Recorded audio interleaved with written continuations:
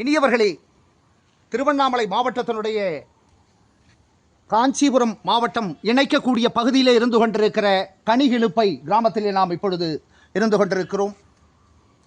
தூய தமிழ் சமணத்தினுடைய அடையாளமும் பௌத்த அடையாளமுமாக விளங்கி கொண்டிருக்கிற 1000 ஆண்டுகளுக்கும் முற்பட்ட கிபி 9-10ஆம் நூற்றாண்டுகளைச் சேர்ந்ததாக கருதப்படுகிற பௌத்த திருமேனியும் அருக திருமேனியும் இங்கே இருக்கக்கூடிய விநாயகர் ஆலயத்திற்கு உள்புறத்திலே 2 திருமேனிகள் காட்சிகளோடு பௌத்த திருமேனி அவர் ஆசன நிலையிலே இருந்து கொண்டிருக்கிற காட்சியை நாம் காணுகிறோம்.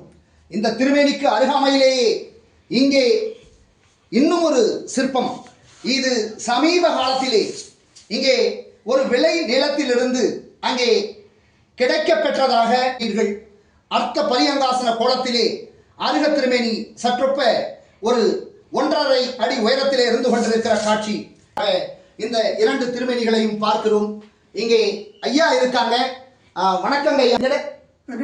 வெங்கடாச்சலம். அருமை. நீங்க இந்த புத்த சிற்பம்லாம் அது உங்க மூதாதையர்கள் காலத்துக்கு முன்னாடியே நமக்கு தெரிஞ்சிருக்கு. முன்னாடியே இந்த கோயிலுக்குள்ளதான் வச்சிருக்கீங்களா? இல்ல வெளியில இருந்ததை இப்ப உள்ள கொண்டு வந்து பராமரிக்கிறீங்க.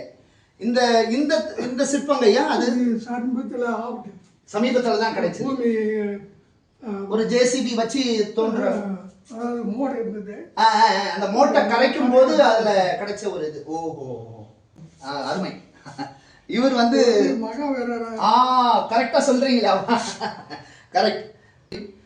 காஞ்சிபுரம் நகரத்திலிருந்து சற்றொப்ப ஒரு 10-15 கிலோமீட்டர் தூரத்தில். எவ்வளவு தூரங்க?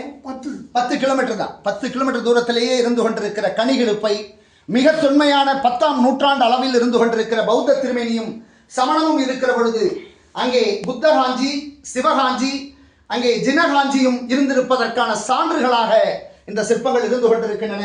இனியவர்களே, வாய்ப்புகள் கிடைக்கிற பொழுது காஞ்சி மாநகரத்திலே இந்த பகுதியிலே வாழ்ந்து கொண்டிருப்பவர்கள் இந்த அருமையான கனிகிழுப்பை கிராமத்திலே இருந்து கொண்டிருக்கிற விநாயகர் ஆலயத்திலே இருந்து கொண்டிருக்கிற இந்த பௌத்த சமண திருமேனிகளை தரிசிப்பதற்கு வாய்ப்புகள் கிடைக்கிற பொழுது வாருங்கள், நீங்களும் கனிகிழுப்பை நோக்கி என உங்களை அன்போடு இருகரம் கூப்பி அழைக்கின்றோம்.